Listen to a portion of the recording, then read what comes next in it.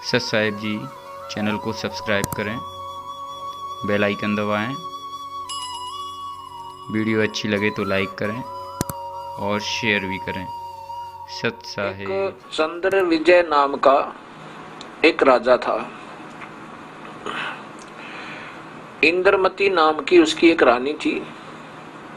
भक्तमती इंद्रमती जो है बहुत ही साधु सेवी, प्रभु में आस्था रखने वाली बहुत पुण्यात्मा थी। उसने अपने गुरुदेव से उपदेश भी ले रखा था और जैसा गुरुदेव ने बता रखा था उस आधार पर वो अपनी पूजा भी कर रही थी। गुरुजी ने बता रखा था कि एकादशी का व्रत करे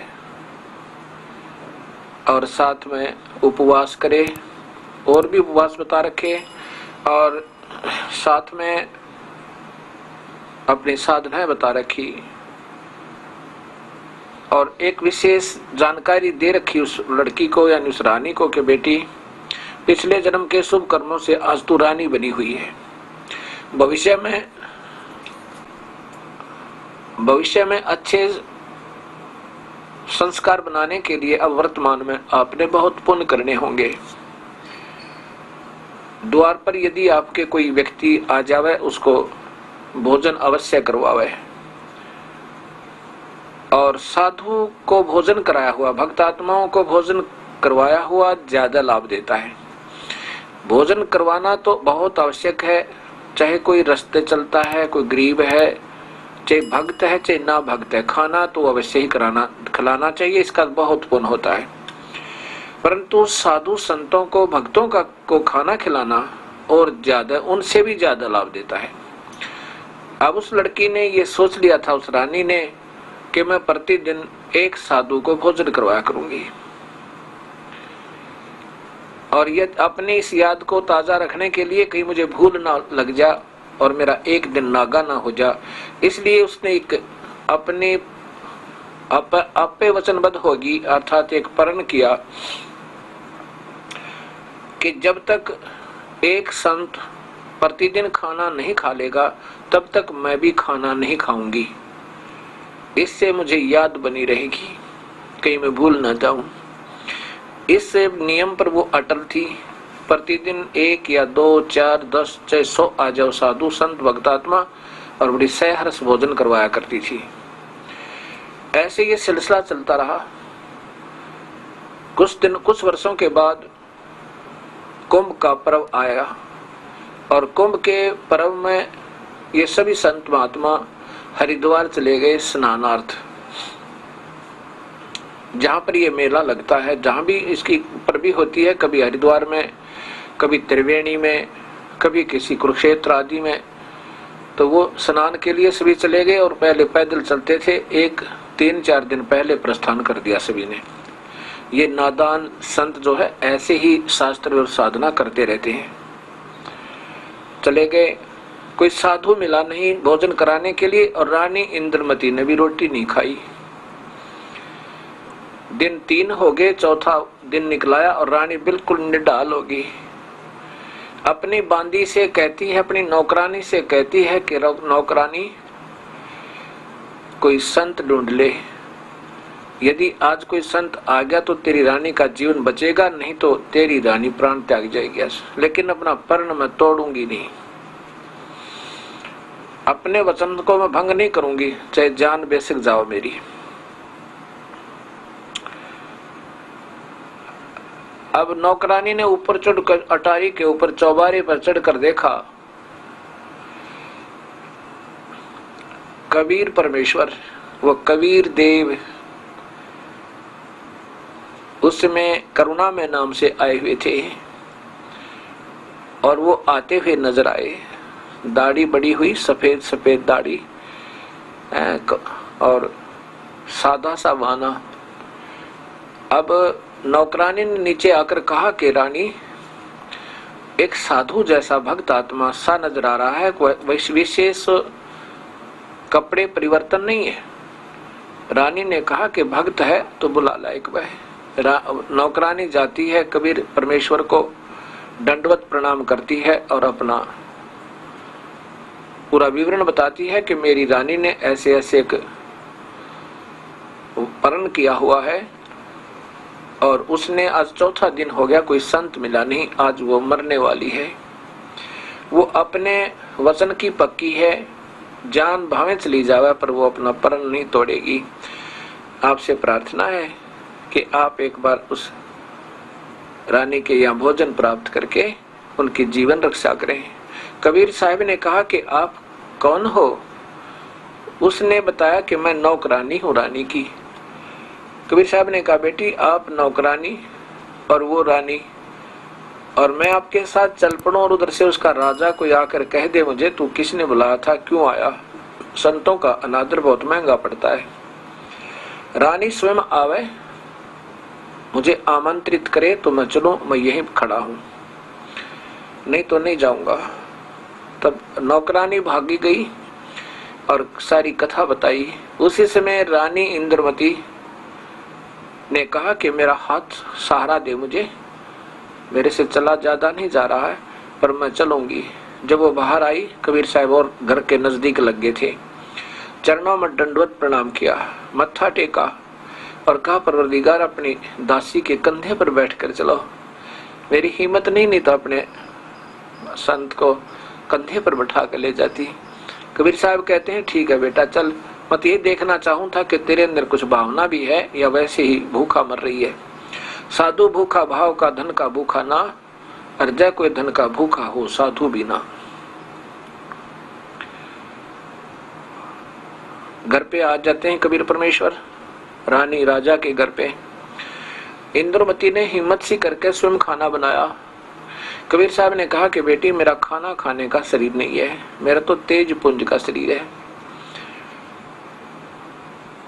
रानी ने कहा कि मेरे काम नहीं, फिर आप खाना नहीं खाओगे तो मैं भी खाना नहीं खाऊंगी और प्राण आज मेरे निकल ही जाने हैं। तब कबीर साहब ने कहा कि ला बेटा खाना भी खाएंगे, क्योंकि समर्थ उसी को कहते हैं जो चाहे सो कर दे। कबीर साहब ने खाना खाया और फिर बताया बेटी तू जो साधना कर रही है ये ठीक नहीं तेरी। ये व्रत रखना किसने बताया तुझे? कि मेरे गुरुदेव ने बताया, मैंने गुरु बना रखा महाराज जी। कबीर साहब ने कहा बेटा व्रत करने से कोई लाभ नहीं होता। जब ये अकाल गिरते हैं, दुर्भिक्ष पड़ जाता है, उस समय ना जाने कितने दिनों तक 6-6 महीने तक घास फूस खा खा के और ये व्यक्ति प्राण त्याग जाते हैं। उसमें एकादशी भी, द्वादशी भी और ये पूर्णिमा भी और साथ में ये मंगलवार सोमवार ना बेरा कितने चक्कर काट जाते हैं और केवल घास फूस पर आधारित रहकर वो प्राणी रहते हैं और फिर भी मृत्यु को प्राप्त होकर बुरा हाल होता है। ये शास्त्र विरुद्ध साधना है। वेदों में कहीं वर्णन नहीं है व्रत रखने का। और जो साधना तुम कर रहे हो काल तक की साधना बेटी, पूरी सृष्टि रचना सुना दी। तो इंद्रमती ने कहा कि महाराज जी ये तो आप अपनी बात होती है, ये संत है ना एक दूसरे की ऐसे क्रिटिसाइज करते ही रहते हैं, मैंने गुरु बना रखा, मैं और कुछ सुनने को तैयार नहीं। जैसी मेरी साधना ठीक है। कबीर साहब ने कहा बेटा ये रूढ़िवादी रवैया भी, हठ योग भी अच्छा नहीं। बात को सुनो, अगर अच्छा लगे तो ठीक है, नहीं तो आप अपना क्रिया तो कर ही रहे हो। कहा बेटा ये रास्ता जो है तुम्हारा काल तक का है, इसमें जन्म और मरण ठीक है, अच्छे पुण्य करेगी तो ठीक है, आप 84 लाख जोनियों तो भोगना ही भोगना होगा। अच्छे पुण्य कर्म है तो हो सकता है आपका फिर भी अच्छा जन्म हो सके, लेकिन यहाँ पुण्य अलग और पाप न्यारे, ये दोनों अलग अलग लिखे जाते हैं और दोनों ही आपको भोगने होंगे, इसमें कोई शक नहीं। रानी बन जाएगी, मान लीजिए अगले जन्म में भी तू अच्छे स्थान पर जन्म भी ले लेगी, लेकिन ये कभी ना कभी पुण्य तेरे क्षीण होंगे और पाप कर्मों का नंबर अवश्य आएगा और फिर पाप कर्म के आधार पर 84 में जाएगी, नरक में जाएगी, ना मेरा कितना कष्ट उठाएगी। और जो आपके गुरुदेव हैं वो पूर्ण नहीं है। ठीक है, अच्छी आत्मा है, उन्होंने अच्छा रास्ता दे रखा है तुम्हें। ये मान लीजिए कोई बच्चा 5वीं कक्षा में पढ़ रहा है और कोई कहे आगे भी पढ़ लो, और वो कहे नहीं मैं तो आगे पढ़ना ही नहीं, मैं तो वही गुरुजी रखना है, ये कोई बात हुई? ठीक है, ये महापुरुष है, अपने लेवल की पढ़ाई आपको अच्छी, अगर शास्त्र अनुकूल पढ़ा रहे हैं तो अच्छा है, जैसे गीता और वेद के अनुसार पे तो बहुत अच्छा है। अगर इससे विरुद्ध पढ़ा रहे हैं तो वो आपका प्राइमरी के भी अध्यापक नहीं है, अर्थात प्राथमिक शिक्षा भी आपको सही नहीं दी जा रही। फिर वो कहते हैं रानी ने कहा इंद्रमती ने कि मैंने गुरुजी बना रखे हैं और उनको कैसे त्याग सकती हूँ? गुरुजी थोड़े त्यागे जाते हैं। कबीर साहब ने कहा बेटी गुरुजी त्यागे नहीं जाते, बदले जाते हैं। 5वीं तक के अध्यापक कुछ और होते हैं, प्राइमरी से आगे दूसरे अध्यापक होते हैं, और उच्च क्लासेज में उच्च कक्षाओं में जाने के बाद ऐसे अध्यापक बदलते रहते हैं। अभी तक आपने केवल काल तक की पढ़ाई की है, ब्रह्म तक की साधना मान लीजिए आपके गुरुदेव ने दे रखी है, तो इसमें तो असंख्य जन्म हो गए, तूने ऐसे चक्कर काटती ने। रानी ही नहीं, तू महारानी भी बनी, इंद्र भी की पदवी, इंद्र के लोक में भी रही, देवी भी बनी, महादेवी भी बनी तुम, लेकिन ये जन्म मरण तुम्हारा मिटा नहीं। और जो मैं रास्ता बताऊंगा वो पूर्ण परमात्मा का और जन्म मरण मिट जाने का सत्य मार्ग होगा। और गुरुजी बदल लेना चाहिए। जैसे एक डॉक्टर से इलाज ना हो तो दूसरा बदल ले, क्या एक ही डॉक्टर एक ही वैद्य के आश्रय रहने से अपना जीवन व्यर्थ करना, मृत्यु को प्राप्त होना अच्छा थोड़ा ही होता है?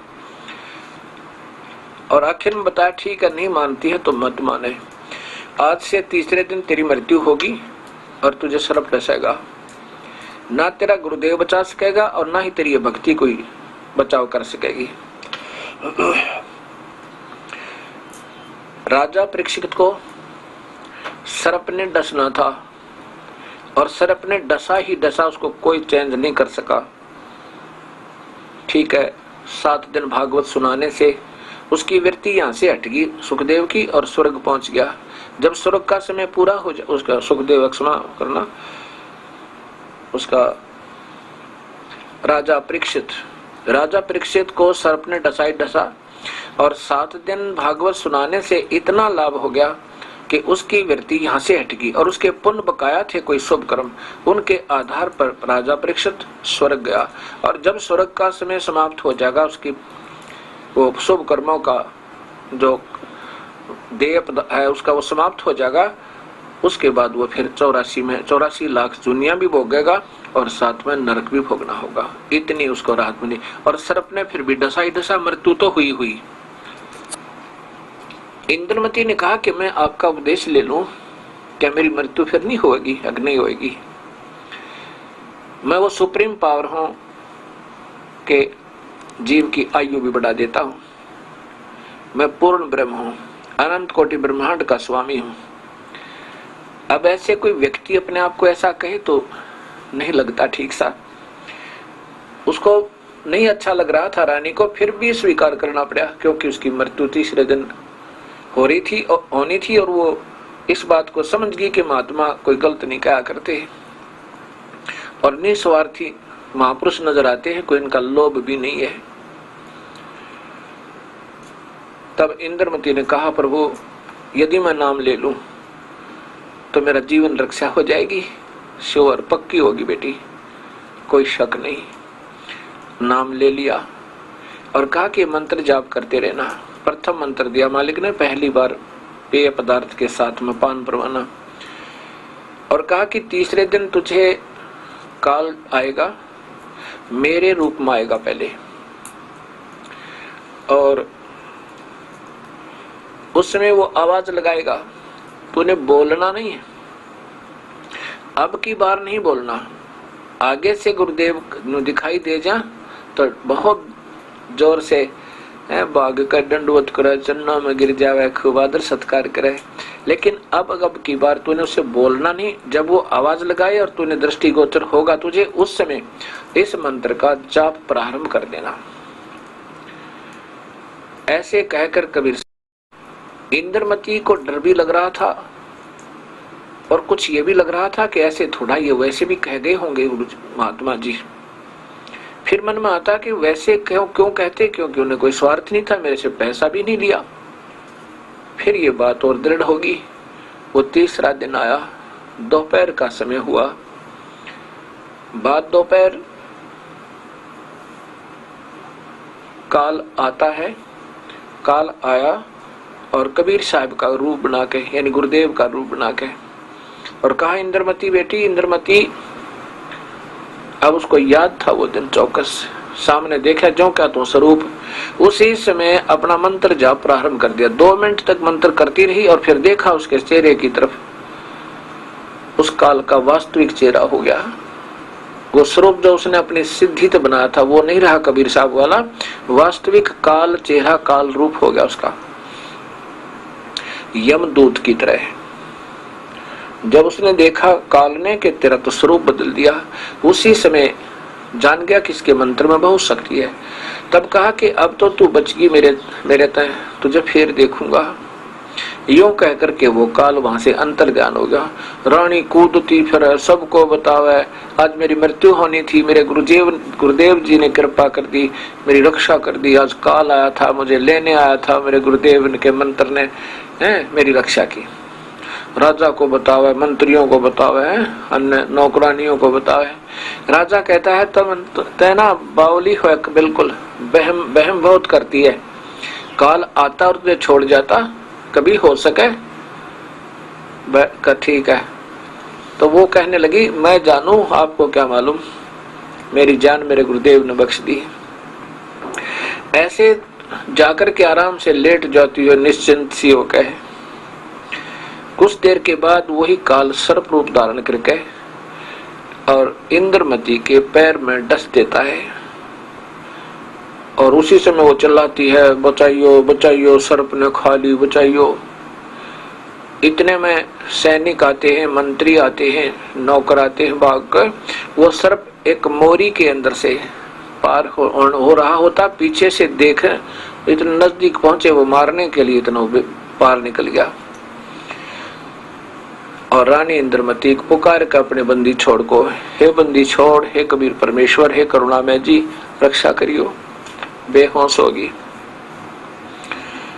कुछ ही क्षणों के बाद कबीर साहब द्वार पर बाहर प्रकट हुए और कहा कि इंद्रमती क्या हाल है बेटी।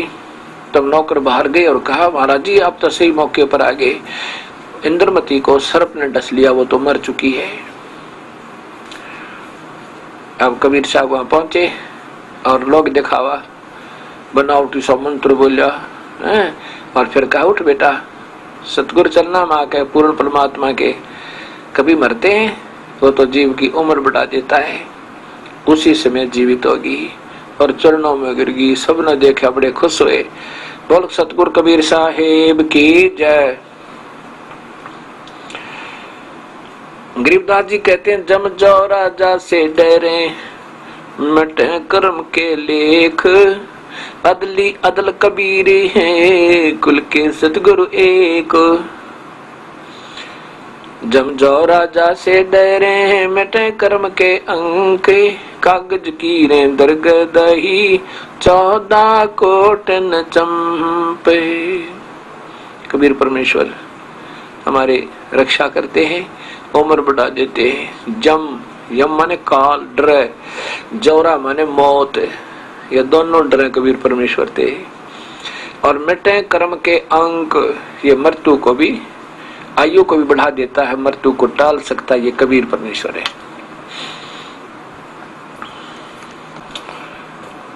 अब देखिएगा सामवेद इसी बात का प्रमाण देता है। ये सामवेद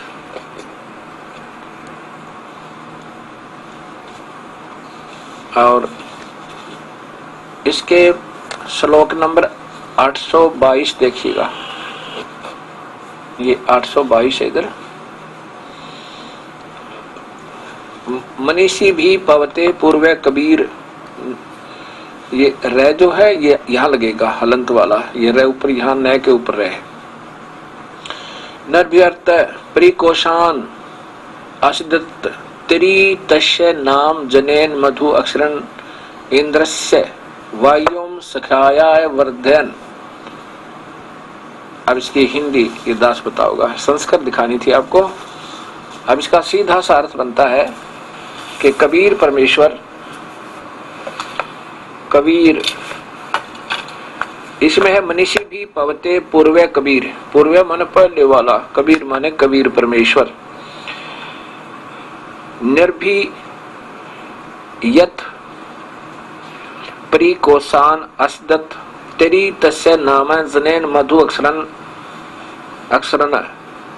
इंद्रस्य वायुम सखा वर्धन। पूर्व अर्थात सनातन पुराना पहले वाला, अविनाशी अर्थात अविनाशी, कबीर माने कबीर परमेश्वर।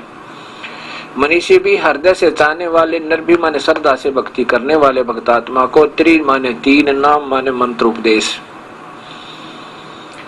तीन मंत्र देकर, एक तो ओम मंत्र है, ये तो सीधा ही है, इसके साथ एक मंत्र और लगेगा। ओम तो ब्रह्म का मंत्र है और वो दूसरा मंत्र परब्रह्म का, यानी उनके बेनिफिट में हमने कुछ नहीं लेना यहाँ का।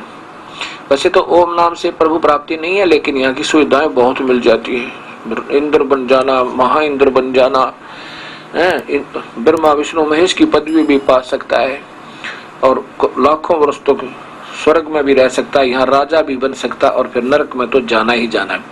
अगर हम इसकी सुविधा नहीं लेंगे तो हम इसका ऋण उतर जाएगा। जैसे गीता जी के 18वें अध्याय के 66वें श्लोक में लिखा है कि तू सभी पूजाओं को, जितनी भी पूजा तू आज तक ब्रह्म तक की है वो मेरे में छोड़ दे, मेरी सब पूजाओं को छोड़ दे। माम माने मेरी।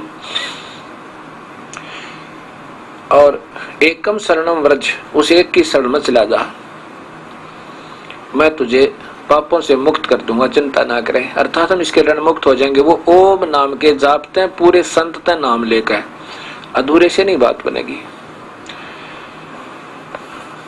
और दूसरा मंत्र पारब्रह्म का है, जो यहाँ से उसके लोक से पार करने का हमें टैक्स देना होगा।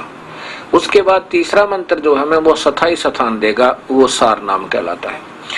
ये दोनों मंत्रों की कमाई नहीं बनी तो सार नाम व्यर्थ, और सार नाम नहीं मिला, ये दोनों रह गए तो व्यर्थ। व्यर्थ का मतलब है कि आप पार तो हो नहीं सकते, पर पूरे संत नाम ले रखे, ये सही सतनाम कहलाता है दो मंत्रों का। इससे आपको यहाँ के लाखों वर्षों तक, आपको युगों तक आप स्वर्ग और महास्वर्ग में रह सकते हो इस मंत्र के जापते हैं। और फिर यहाँ पर राजा और महाराजा बन जाओगे, लेकिन पार नहीं हो सकते। उसके लिए ये दोनों भी व्यर्थ बताए हैं जब तक सार नाम नहीं मिलेगा। तो इसलिए लिखा है कि त्रि नाम, तीन मंत्र का उपदेश देकर, पवते माने पाप कर्मों को काट कर पवित्र करके, जनेन माने जन्म का, अक्षरन माने मृत्यु का, से न माने रहित करता है, और तथा तस्य करता है, तस्य माने उसके, उस भक्त आत्मा की, वायु माने प्राण, प्राण अर्थात जीवन श्वासों को उससे सखाया माने उस साथी के, मित्र के, मित्र माने सही भक्ति करने वाले भक्त के, तस्य माने उसके, वायु माने प्राण, जीवन श्वासों को जो संस्कार वश डाले हुए होते हैं को, सखाए माने अपने भक्त के जो गिनती के डाले हुए होते हैं, को कोशान माने अपने भंडारते हैं, कोश खजाने थे, अपने भंडार से परिवर्धन पूर्ण रूप से बढ़ा देता है। कितना स्पष्ट कर दिया। यत माने जिसके कारण, इंद्रस्य माने परमेश्वर के, मधु माने वास्तविक आनंद को, असिद्धत माने अपने आशीर्वाद प्रसाद से प्राप्त करवा देता है, दे देता है। इससे सिद्ध हो गया कि तीन मंत्र से का नाम जीव को पार करेगा। और इसी का प्रमाण गीता जी के 70वें अध्याय का 23वां श्लोक करता है। ओम तत्सत। ये परमात्मा, पूर्ण परमात्मा की, ब्रह्मण यानी पूर्ण परमात्मा की भक्ति का एकमात्र मंत्र है। इसके बिना जो अधूरे मंत्र देते हैं वो संत अधूरे और जीव के को धोखा दे रहे हैं। ये भोली आत्मा भटक रही हैं, ढूंढ रही हैं ईश्वर को, लेकिन ये पार नहीं होने देते। ऐसे बीच में उड़ जाकर बैठा देते, ना इनको ज्ञान है, ना इनके पास कोई पूरी भक्ति है, ना शास्त्रों का कोई वर्णन है। गीता जी को उल्ट सुलट करके इन्हें खोल रखा है यहाँ देखिएगा गीता जी, इसके गीता प्रेस गोरखपुर से प्रकाशित है।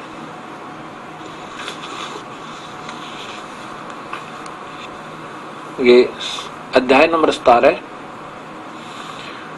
और श्लोक नंबर 23 में ओम तत् सत इति निर्देश है ब्रह्मण है त्रिविध है समृत है। इस ओम तो सीधा ही है, तत् और सत्य सांकेतिक है। इन तीन मंत्रों से पूर्ण परमात्मा के भक्ति त्रिविध, तीन प्रकार से समृत मन स्मरण करने का, याद करने का निर्देश माने आदेश है, डायरेक्शन है, मतलब संकेत है और विद ऑर्डर है। निर्देश का अर्थ होता संकेत तथा आदेश सहित। ब्राह्मणा तेन वेदा च यज्ञ च विहिता पुरा। पुरा माने सृष्टि के प्रारंभ में ब्राह्मण विद्वान पुरुष सही भक्ति जानने वाले ऐसे ही किया करते थे। इन्होंने तो अपने हिसाब से किया है, ये मधुरापन इनका। आगे देखिए, अब तीसरे इसमें 24 में इन्होंने लिखा है कि तत् मंत्र, ये तो ओम नाम को सदा सबसे पहले अच्छे काम का रजवाग रखा है। अब तत् मंत्र, तत् इति अभिनस्ध्याय फलम यज्ञ तपह क्रिया दान क्रिया च विविधा क्रियन्ते मोक्ष आकांक्षा भी। ये देखो इसका सीधा अर्थ बना है कि ये तत् मंत्र जो है ना, ये यहाँ की कोई भी प्रक्रिया का नहीं मांगनी होती हमने, उससे बिल्कुल केवल मोक्ष की आकांक्षा के आधार पर यह किया जाता है, तब ये तत् मंत्र काम करेगा। देखो सीधा लिख रखा है इसमें, देखो तत् तत् अर्थात तत् नाम से कहे जाने वाले परमात्मा की यह सब है, परमात्मा का ही यह सब है। इस फल को न चाकर, वास्तव में है कि तत् इति फलम अन भी संध्या, इस तत्व मंत्र का फल नहीं चाहे कति भी। जब ये तत्व मंत्र गेल लाग जाएगा ना उसका ओम का, तो एक और मंत्र है, तत् नहीं है, ये इसका वास्तविक नाम कोई और है, तो उसमें कहे इसका फल नहीं चाहे। और उस नाना प्रकार की यज्ञ तप क्रिया तथा दान प्रक्रिया कल्याणकारी इच्छा वाले पुरुषों द्वारा की जाती है, कल्याण के उद्देश्य थे, यानी यहाँ से निकलने के लिए, तब वो तत्व मंत्र काम करता है। फिर सत, ये सत मंत्र है। आगे देखिए, कई भक्ति सोच रहे होंगे गुरुजी आगे, महाराज जी आगे नहीं बता रहे थे, इसी पर रुके रहते हैं, लेकिन इतना समय नहीं होता। जब आप इस पढ़ाई को आओगे, हमारे इसमें कोर्स में दाखिला लोगे, तो सब पढ़ाया जाएगा। सत इति इस प्रकार यह है परमात्मा का सत भाव में और श्रेष्ठ भाव में है, कति यहाँ से निकलने के लिए, बिल्कुल पार होने के लिए ये मंत्र सत यानी वो वास्तविक सार नाम काम कर प्रयोग किया जाता है। और ये पदार्थ उत्तम कर्म में सत शब्द का प्रयोग किया जाता है। प्रशस्ते, प्रशस्ते माने होता है वास्तविक सुकृत कर्म, यानी यहाँ से बिल्कुल छुटकारा पाने के लिए, सतलोक जाने के लिए इस सत का प्रयोग किया जाता है। ये वहां तब काम देता है। ये तीन मंत्र। अब इंद्रमती की आयु बढ़ा दी कबीर परमेश्वर ने, बड़ी खुश हुई। कबीर साहब ने कहा, बेटी मैं तेरे ऊपर इस काल को अटैक भी नहीं करने देता, परंतु तुझे विश्वास नहीं होता कि गुरुदेव सही कह रहे थे। और आप ये सोचते कि गुरुदेव तो वैसे ही मेरा पिछला गुरुदेव छुड़वा दिया और अपनी महिमा बनाने के लिए, वो भी तो मेरे सही गुरुदेव थे। अब आपका दृढ़ विश्वास हो जाएगा गुरुदेव के चरणों में। और जब तक हमारा दृढ़ विश्वास अपने गुरुदेव के चरणों में नहीं होगा, तब तक हम अपने गुरुदेव के द्वारा दिए गए भक्ति मार्ग को सुचारू नहीं कर सकते। अब आप शंका रहित होकर, निरसंशय होकर और एक रस होकर भक्ति करोगे। अब इंद्रमती ने कहा, हे गुरुदेव मेरे राजा को भी समझा दो। वैसे तो ये बहुत अच्छी आत्मा है, बहुत पुण्य आत्मा है, लेकिन भक्ति नहीं करता। कबीर साहब ने कहा कि चंद्र विजय प्रभु का भजन बहुत जरूरी होता है।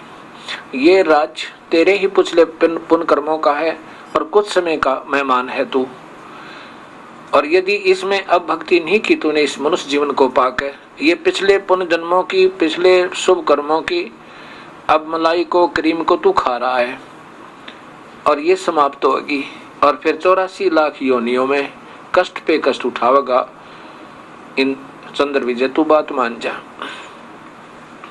चंद्र विजय ने कहा कि महात्मा जी, मैं आपकी चेली को, आपकी शिष्या को बिल्कुल मना नहीं करूं, चाहे या कितना धन करे, कितना धर्म करे, कितना धन लगा दे भक्ति में, और किसी प्रकार आपके प्रवचन करवावे, चाहे रोज करवा ले, पर महाराज जी मेरे बस का नहीं है।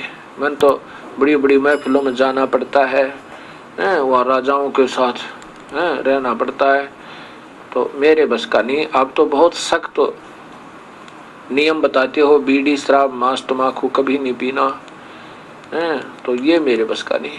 कबीर साहब ने कहा महफिलों में आप जाओ, पार्टियों में जाओ, लेकिन वहां पर शराब क्यों पियो, काजू खाओ, किशमिश खाओ, सेब संतरे खाओ, दूध पी लो, जूस पियो, पर यह अपनी अजीब ना टिकती।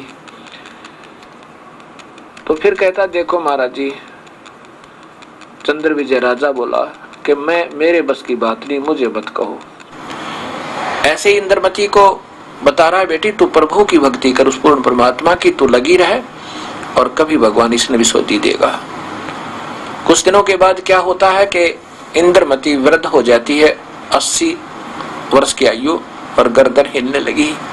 तब कबीर साहब ने कहा बेटी अब बता, चलना है तूने सतलोक, कहाँ तैयार बैठी दास आपकी दासी, और कभी ले चलो। कबीर साहब ने पूछा तेरा कोई पोते और पोतियों में ममता तो नहीं है?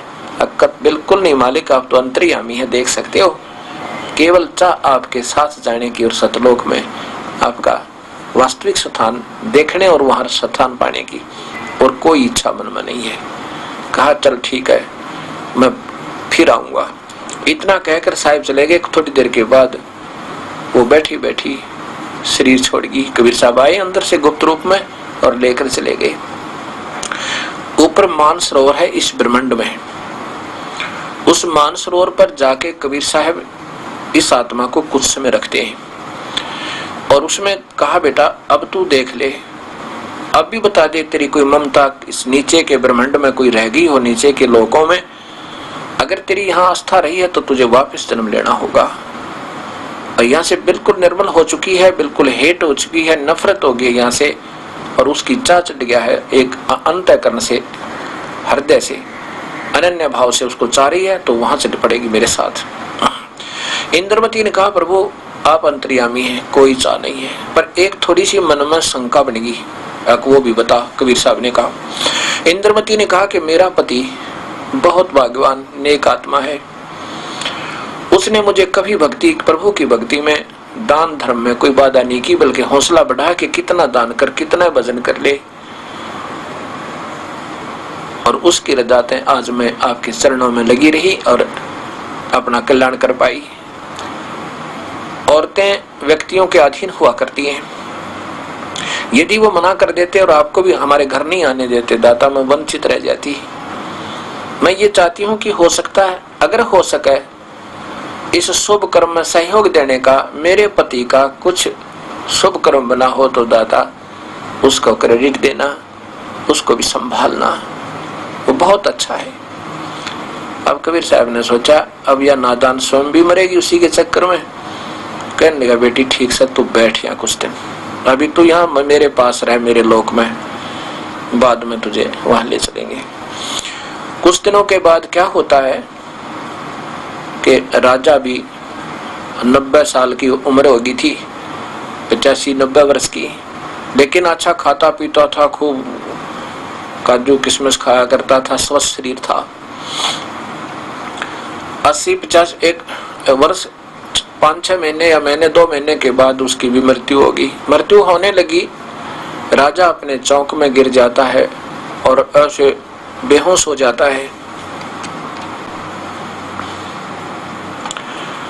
यम के दूत गुप्त रूप से उसके शरीर को छुड़वा रहे हैं, ऐसे उसको नोच नोच के, भाले मार मार के।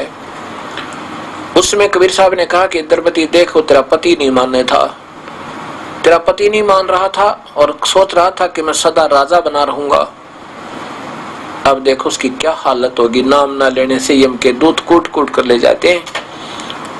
तब रानी ने कहा, इंद्रमती ने, प्रभु देख लो, आप बहुत अच्छी आत्मा थी पर उसकी तो बुद्धि काम ना की। आपकी रजा है दाता, अगर उसका कोई सहयोग बना हो इस शुभ कर्म में, आप उसको संभाल लो। उसी समय कबीर साहब वहां पहुंचे। केवल चंद्र विजय राजा इंद्रमती के पति को दिखाई दे रहे हैं और या यमदूतों को, अन्य को नहीं दिख रहे। वहां दुनिया जुड़ गई, राजा मरने लग रहा, राजा मरने लग रहा, सब इकट्ठे हो गए, वैद्य बुलाए, दवाई दी, सब कुछ कर लिया। जब कबीर साहब वहां पहुंचे तो राजा को थोड़ा सा होश आ गया और टट्टी पेशाब निकला हुआ उसका डरते का। और यम के दूत ऊपर जाकर बहुत ऊपर आकाश में जैसे पक्षी उड़े रहते हैं ना, वहां इतने ऊंचे पर दिखाई दे रहे हैं, दूरी पर, इतनी भयंकर शक्ल उनकी।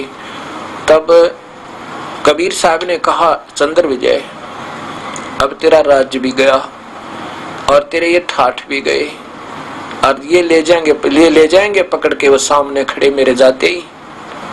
अब बोल तेरी क्या सलाह है।